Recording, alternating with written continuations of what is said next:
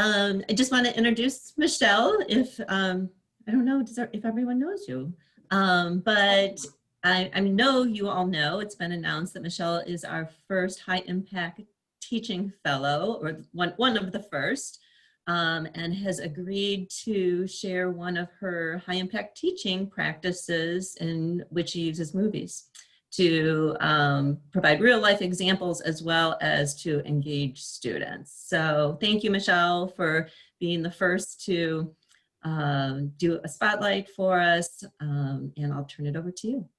Okay, great. Thanks so much to everyone for coming. I appreciate it. I am Michelle Brodke, and I teach at Firelands College and also for the College of Business. And at the College of Business, I teach for the DODC program. That's Organization Development and Change. So a big part of the role of using movies is to allow interactions to play out so that students can follow them. So let me share my slides and I will get right to it. So here we go. All right. There we go. All right. So we're going to talk about movies, but an important reason for using movies for me is I needed students to share a frame of reference. When I teach, I need for the students for it to be fun, right? So that we can all be engaged and enjoy talking about concepts that maybe aren't things you would naturally discuss over your kitchen table, but if you have kind of a shared frame of reference, it becomes more entertaining and everyone can join in to understand what you're presenting. So typically my preferred approach is to actually have students engage in a real world project, and I've done quite a bit of that. But it's not always practical. So for large classes or evening classes or other kinds of things, you just can't do a real world project. You need for students to be able to share a frame of reference without actually going out to a client site. And movies have provided that for me. So some important benefits. The key one is sharing a frame of reference so we can all come from the same kind of place. It provides many more detailed course examples. So we'll talk about that in a second, but typically textbook examples, if students are willing to read the offset shaded example in a course, they won't necessarily get the full impact of it. And movies, because they are presented as stories and have emotionally laden content, they draw you in and get you to join in the experience in ways that a textbook does not. Some of the challenges are costs, if costs are associated, and we'll talk a little bit about how to get around some of that. The time, keep in mind that students may not enjoy the movies as much as you, and they will consider those movies to be part of the time they spend on the course. For me, with the DODC students and at Firelands, I typically have non-traditional students in my classes, and they will definitely let you know if course time is exceeding what their expectation for it was. Also, making sure that you help students make the link of how the movie is relevant to the course. That is important, and we'll talk about some strategies for doing that as well. Just because you see everything, all the concepts and situations that your textbook is discussing doesn't mean that the students will necessarily make that connection unless you help them a little bit. So, importance of a shared frame of reference, it makes it fun for me is an important thing I didn't list here, but students often have only worked in one type of situation, or many students haven't worked at all. For me, I've worked service jobs, entry-level jobs in fast food and in hotel environments. I've worked in corporate environment. I've worked in a mom and pop environment. So I have a much broader array of experiences to draw on to help them understand course concepts. In order to bring them along, you need to try and provide that similar kind of breadth of experience so that the concepts don't just seem, you know, theoretical or not applicable. Once they're able to have a shared frame of reference, then they're able to see how they're applied. And it helps when all students see the same thing. So they can play off each other. So the experiences then aren't disparate, where I saw this, oh no, well, I was in a different circumstance and saw a completely different thing. Here they have all the same shared experience and they can contribute to it. Plus, since it's a movie, they don't have to reveal anything about their own personal experience. So if you have shy students, or you want to talk about maybe a touchy kind of thing, like a bad boss event or a failure at work, it's easier for them to talk about it when you can say, here's an example from a movie. How was this a failure? Why was this boss a bad boss? That kind of thing. So a challenge is always helping students jump from the information in the textbook or in your notes to being able to apply it in real life. And this is a real benefit of using movies, because the characters portray a whole hopefully a fully fleshed out person, and not a real life environment, but in a reasonable facsimile environment. So students can follow, right? Is this person, if we're talking about personality development in an organization behavior class, so is this person displaying conscientiousness? And then how will that likely relate to their ability to get promoted or get good performance reviews? And how does it influence judgment about that person when someone's very extroverted and assertive as opposed to more introverted? So it provides a much more detailed, much richer example than typically, in my experience, is available through the book. Also, when you have characters interacting with each other, the students can follow how a person has this characteristic and it's perceived in one way by a given character and maybe perceived differently by another character, or that characteristic is changing how they're perceived over time. I'm going to talk about the movie Crash in just a bit, and that was a award winner from 2004. It addresses a whole slew of issues, positive and negative, around racism and nepotism and promotion issues and corruption and all kinds of things. It provides a really valuable insight to how a character's strength in one situation then becomes a weakness in another. And watching how that plays out is really useful to students. And since it's a movie, it actually plays out within the time allotted for the course. So this is one particular area where a real life project doesn't do as well as a movie would allow. Because typically when we're at a client, we only see a particular type of interaction, typically very formal, but a movie will take you to follow a character through several kinds of interactions, and you can see their successes as well as their failures, which in any client environment you would not typically see. Another thing for those of you who are following behavior change issues is it's really clear that humans are kind of hardwired to remember stories. So memory research, eyewitness testimony research, all of those areas of research are converging on that people are wired to remember through a story. So when you're using a movie to teach a concept, it provides another way of aiding students in remembering a story, and then they can tag the concept that you were talking about to how that story played out. We also know that emotions are important to engage, and movies are designed to engage emotion. The more emotional the content, the better it's remembered. And also, the examples in movies, how the characters are portrayed, tends to be a much richer kind of experience than what would be available through a case or other kind of written media, and also tends to be more holistically, like you get the good and the bad, whereas if I take students out to a client site, I'm typically only seeing the good side of the folks that are there. Some challenges.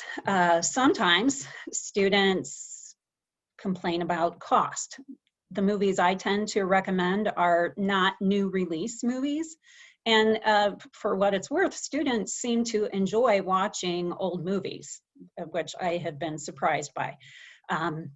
Many movies are available freely, either through some online resource, which you have to be careful of using for copyright infringement reasons. But the university also has a service called Avalon, where if you own the movie, you can send it to the library folks, and they will make it available streaming to the students in your class. Now, it's only available for those students in your class because that copyrighted work is being used for educational purposes. It is not there in perpetuity, but it can be made available at no cost, and they have maybe a couple of week turnaround for doing that, 2 to 3 weeks. So that is a good option. Also, the university. Yeah. Sorry to interrupt. What was the name of that? Avalon? Avalon, yes. Avalon. Oh, Yes, nice. and if you contact the library folks, they will be happy to connect you with their people who make that available. Cool.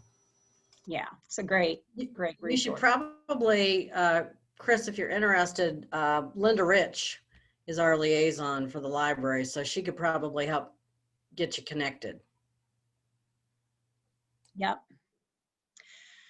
And know that the next item being time here, I never have students watching the movie during class time. They always watch the movie outside of class time.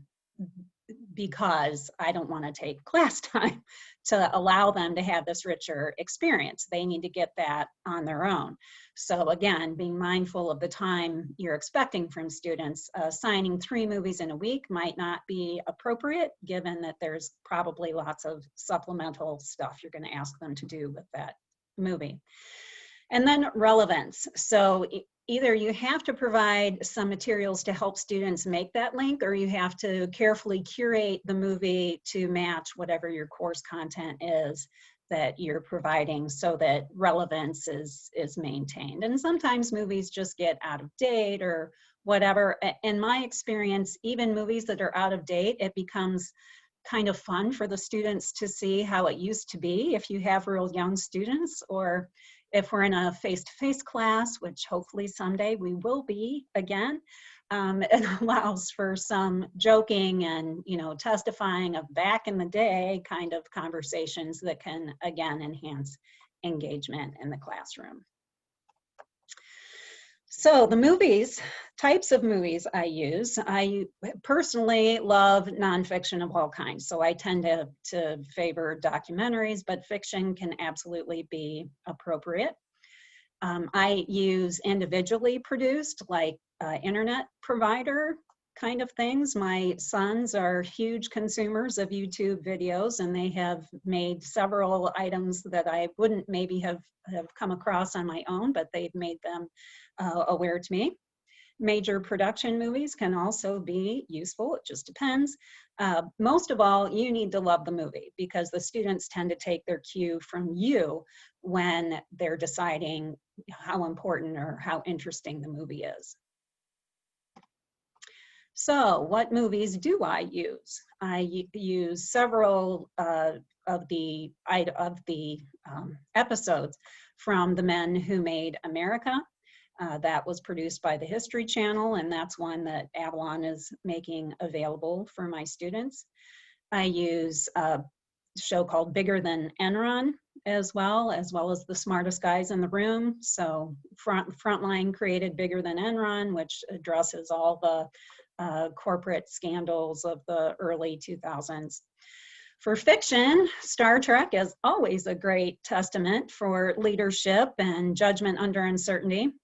12 Angry Men is a unique one because there is a 1950s version in black and white, but was also a remake of that movie. And I'll often get students, because the script is essentially the same, I'll have students who watch both the old version and the new version, and they enjoy comparing.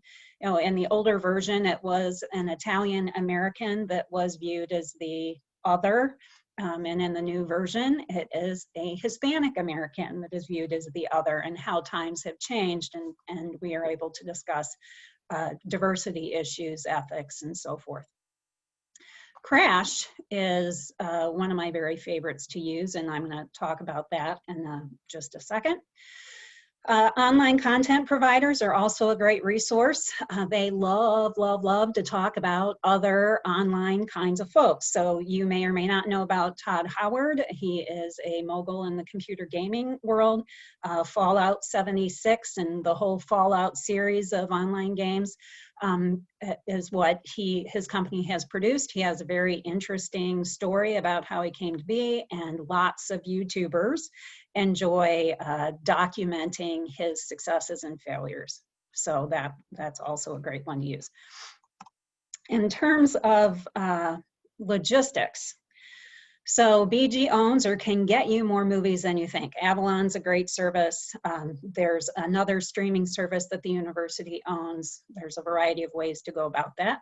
One thing I didn't expect when I started doing this is sometimes students just watch the wrong movie and then were baffled, right? And I was baffled that they would get it wrong. But you know, students just remember the name slightly differently. They think they found it. They think they found it for free. That's what they're watching. So being real careful with providing links and testing the links before class is a good idea. Providing character and actor lists so they kind of know what to look for in the movie is a good idea as well. It also helps them to make sure when they're discussing the movie in class or responding to it in a graded assignment that they're getting the name of the character or can refer to the actor correctly. Another thing I do is over here in pedagogy, I provide a list of ideas to watch for. And I'm going to show you, if I can here, one moment while I share this. Whoops. Okay, I need to share more content. Okay, here we go.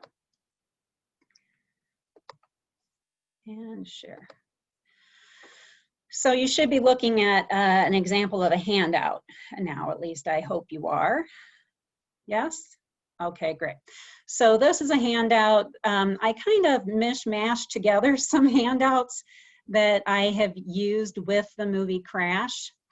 Are you all familiar with Crash as a movie? It has, okay. So Brendan Fraser is in it, Thandie Newton is in it, Sandra Bullock is in it. It was an Academy Award winner back from 2004.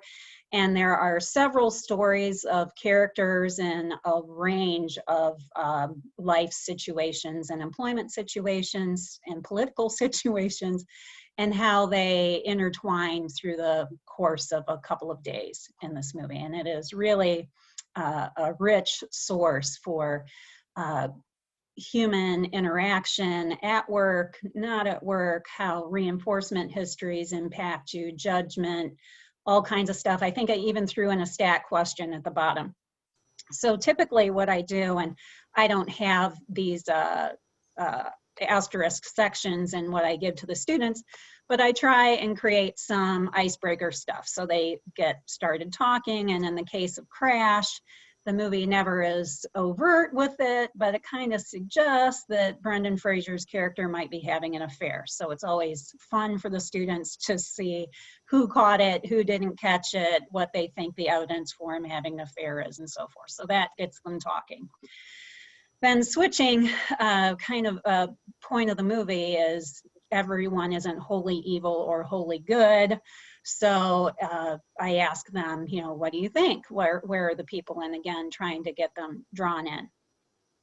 And then I can pivot to, you know, talking about specific concepts. So if I'm discussing organization behavior, reinforcement is always an important part of that.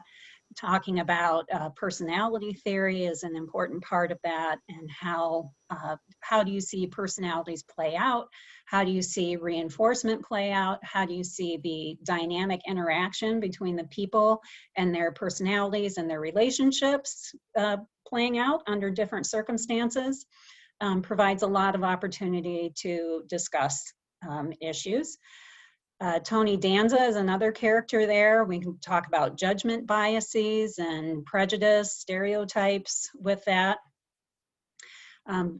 Gathering examples from a film of reinforcement or punishment, for example, those are often difficult for students to distinguish between. So trying to get that with examples from the film.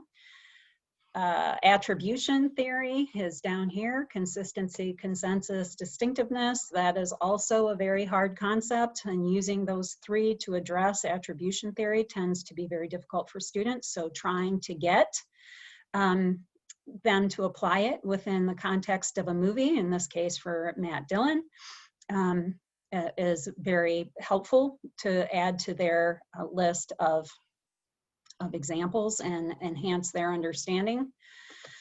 So here, addressing memory and judgment and emotions.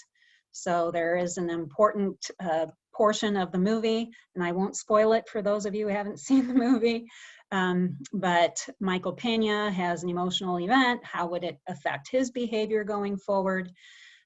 Here talking about diversity, racism, and so forth, trying to get them to take a couple of points of view. So provide some argument that Sandra Bullock is racist, now counter the argument, because the movie provides lots of rich examples of both. So trying to get them to dig for those kind of examples to prevent multiple points of view is something I really like to do.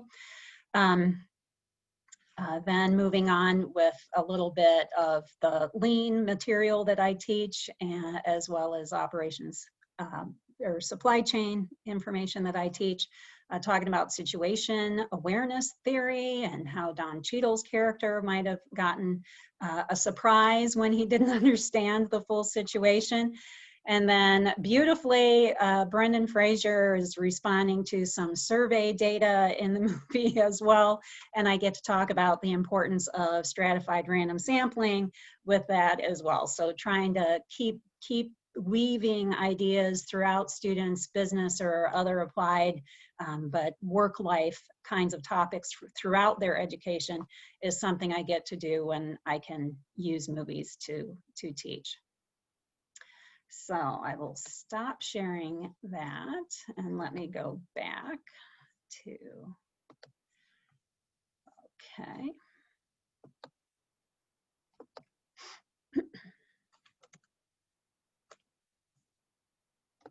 Here we go. And sharing, great. So that kind of handout that we just looked at would be essentially my thing that I give them before they watch the movie, and then they'll bring it back into class as their ideas to watch for, so that they can follow along and have some idea of the kinds of things that I'll ask them about. If you don't provide that kind of scaffolding structure to them, just like every other time they've watched a movie, they just kind of get swept away in the emotion and the experience of it. So providing something that walks them through how you're using the movie is a really important thing to help them. I also tend to include an online quiz. I don't use these kind of movie quizzes, at least in a face-to-face class. And I mix it up a little between specific things about the movie, you know, which character was it, you know, in a multiple choice kind of format that did X in the movie. Not very many of those, just 2 or 3 in a quiz, just to make sure they actually watched it. And then I have another, you know, 4 to 5 questions that ask, you know, how would you see, is this situation from the movie an example of reinforcement or punishment or something like that. As far as tests, I do use the movies in the tests, but I don't make it so that they're reciting pieces of the test or of the movie. Rather, I make it so that I refer, like in an essay question in particular, in the scene where X, Y, and Z happened, create an argument for them using situation awareness theory. And so they can use the movie as their example, which helps in grading right? Because students aren't all over the place with different examples. You know the example and you can follow it and evaluate whether they're able to think critically about that situation. And then, of course, there's discussion, and that discussion can happen in class in a face-to-face environment or online, either which way. It just depends on how you want to handle it. Whether you need the discussion or not just depends on your particular approach to teaching. I particularly like using it in face-to-face. In the online environment, after they have the ideas to look for and take the quiz and maybe see it on a test, it can be useful or not useful. It just depends on you and what you want to do with your class. There is a fair amount of research on using movies. Here's some selected items. One thing you'll notice in the research that's out there is that cross-cultural kinds of issues it can help with as well. So to the extent that you're addressing teamwork in an international context or trade in an international context or strategy, you may be able to show using a movie some of the different cultural differences that you wouldn't necessarily be able to allow students to observe unless you had an international trip as part of the curriculum requirement or whatever. So there's lots of ways that the movies can really enhance teaching and enhance learning for students, as well as making the whole teaching experience more fun for you and for them. All right, that's what I have to share. I'd be happy to talk about other movies I use or whatever you would like to discuss. Thanks, Michelle. I'll jump in real quick here. Yeah. You mentioned like frontline videos and stuff. I watch that still. I used to have just basic cable when back 15 years ago when Crash came out. So I'd watch a lot of PBS, and I'm getting back into that with COVID. I turned off all my, and there's no sports anymore. So I canceled all my ESPN and stuff like that. So I'm back to watching PBS. So how can I get those videos? I mean, I don't own that. I mean, does the library probably have that? Sometimes the library can get access to them for you. Just so that I don't lose my mind, I have purchased some of them, and you can buy them from PBS. I've used development money or just my own money, depending on. That's a good idea. I got development money now, Yeah. So do you. Yeah. Yeah. Okay. So just to keep myself sane, I sometimes like to have more control over where it's coming from, because the links are always can be crazy. You can always find YouTube stuff, but not a whole movie, and that's probably not ethical to like even provide a link, even if it exists for something that's, Right. Well, Chris, WBGU TV is PBS, so yeah, that's why. Yeah, another thing. Contact the TV station to see how you might.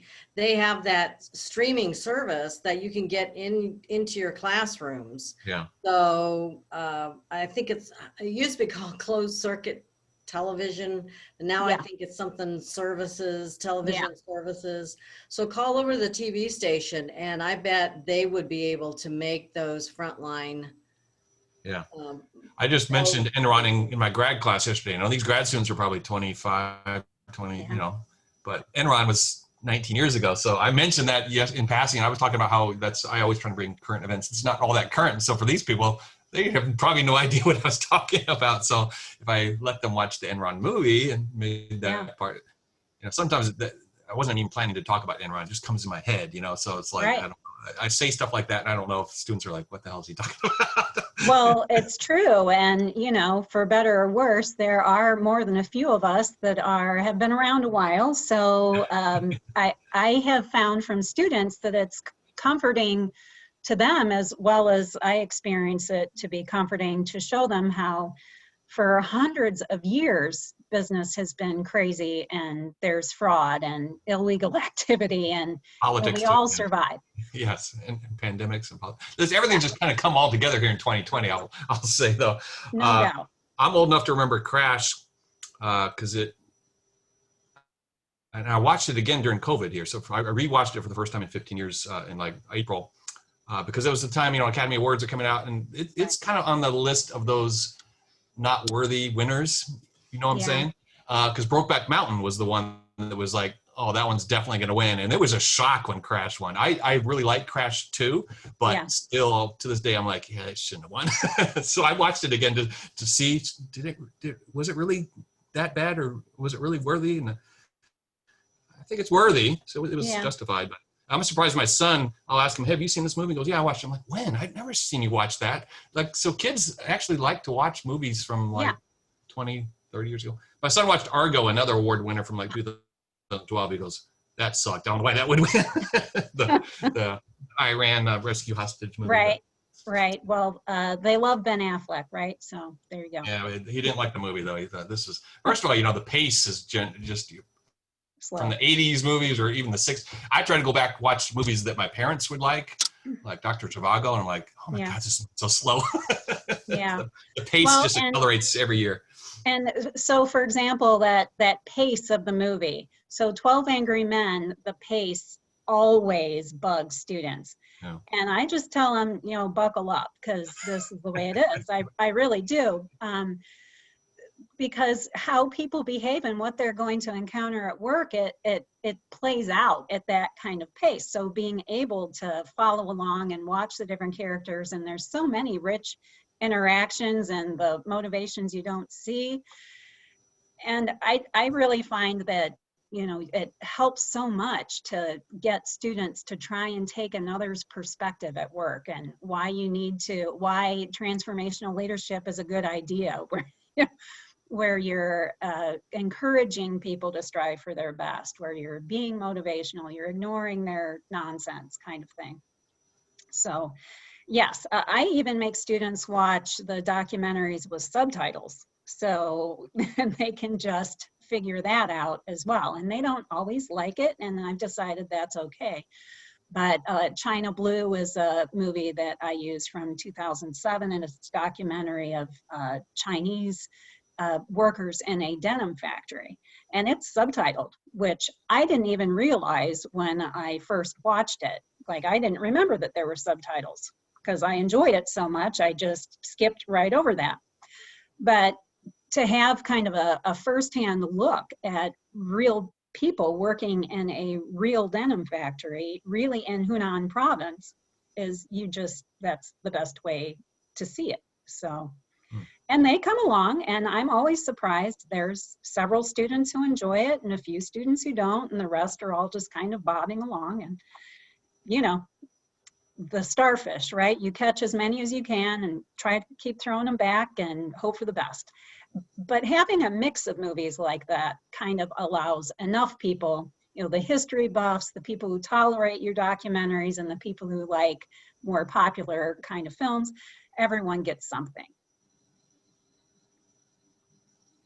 Yeah, I love the idea. I guess I'm not kicking myself like, why didn't I think of this before? Because I post like little 2-minute snippet, clips and lots of links to articles that someone would have to read, and they're probably not reading it. So I just got done teaching inventory modeling, and I always use the football factory down in Ada. And there's a couple of video clips that just show that operation. So I start class with like a 2-minute video just to like, okay, this is what we're talking about, and then last year Sports Illustrated had a big profile 5-page article that talked about how football is made and where that leather comes from. And it was profiling a farmer in Ohio. And so my MBA student, when I mentioned this in class, she goes, "Oh, that's my uncle." I'm like, "Oh my God." And cool. It's pretty gross how a cow turns into maybe one football on average. So most of those footballs get rejected. Wow.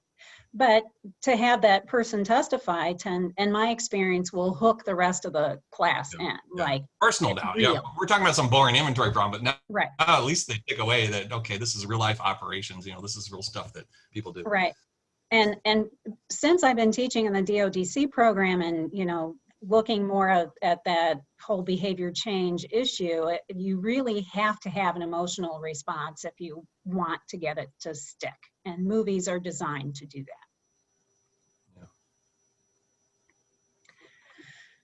Love Anything else? I got to run though, so I was dominating the talk because I know I have to leave. So thank you very much, Michelle. That was awesome. My pleasure. Thanks, Chris. Anyone else have a question for Michelle? A comment and a question. Michelle, I appreciated your comment about recognizing the amount of time we're expecting outside of class when we do assign movies along with a lot of other assignments and preparation for course. And I had an experience this semester. It worked out really well. I was showing Becoming Warren Buffett documentary. Oh. Mhm. And it wasn't due yet, but I asked the class if anyone had watched it. And a student spoke up and said, yes, he had watched it. He said, initially, I was really mad when I saw how long it was. It was an hour and a half. And he goes, but then I watched it. He goes, and it was really good. Yeah. And he started talking about it. And so that excited the rest of the class. But I thought, wow, that was an hour and a half. That was to him more than what he expected he should have to do outside of class with the other things. So Yeah. we need to keep that in mind. And just for the record, I have gotten more pushback in the last year on the length of movies than I ever have. So I really think that the whole, generational issue of you expect me to focus for an hour and a half kind of thing is something that we're running up against. Although I don't know how many of you were able to read a nonfiction book called Deep Work and how important it is to try and practice that concentration. If you can't concentrate in the context of a movie for an hour and a half, then your ability to concentrate, period, needs a whole lot of work. So I just tell them that now, like, you need to be able to focus your mind, and I'm helping you. My question is technical.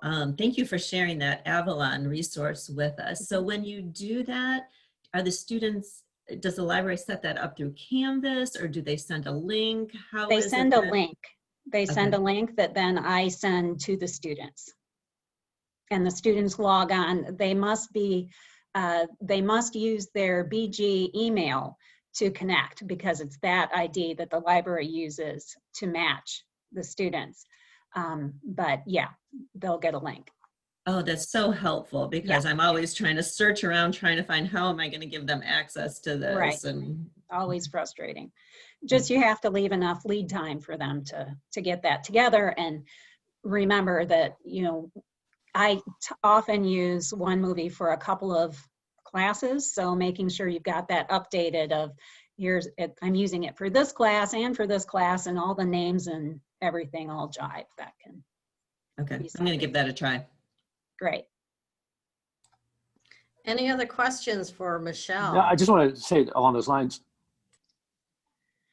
So I just want to say along those lines, I was there. I have an app that I use. I mean, for just my own personal use. It's called Just Watch, and I'm sure, and there are other sources like that you search for a movie and it do what streaming system. So like I just looked up.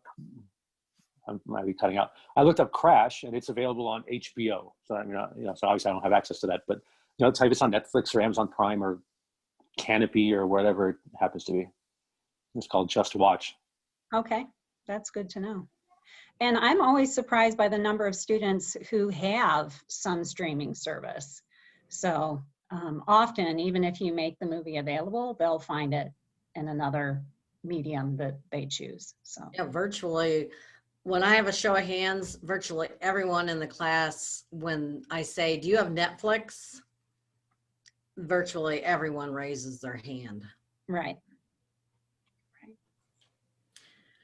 I had a student approach me after class yesterday. We were talking about the Wells Fargo scandal, and they had watched a short 20-minute documentary on it. And he came up after class and he said, I just watched this movie. Have you ever seen it? And he told me the movie and explained it. And he's like, it was really good. It fits in with everything we've been talking about. I'm like, awesome. Thank you. Like, so I'm like, I'm going to watch it this weekend. And now I know how I can have everyone else access. So wow, just thank you for this, straightforward and practical approach to how we can use the movies.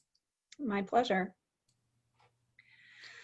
Well, if there are no other questions, we want to thank Michelle for presenting today, and thank you, Kristen, for organizing these. What we plan to do is one a month, So Kristen is working on next month's. It's going to be with Karen Ebach, I believe. So thank you all very much. And I'm sure that if you continue to have questions, Michelle would be happy to field those questions via email. So thank you all for coming today. And we thank Michelle for Thank you, taking the Michelle. time to share her best practice, which I think it was incredible information. Very good. Thank you so much. Righty. My pleasure. Yes, thank you. Thank you.